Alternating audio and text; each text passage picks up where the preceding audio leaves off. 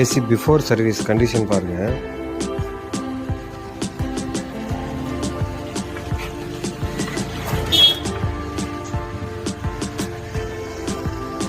அப்படியே அந்த டஸ்ட்டு பட்டு காயிலே ஹார்ட் ஆயிடுச்சு.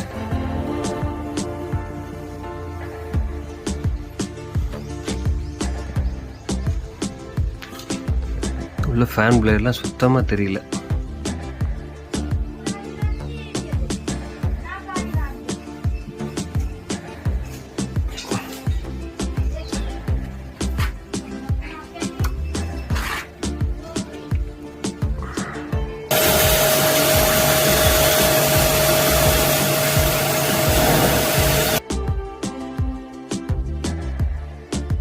After service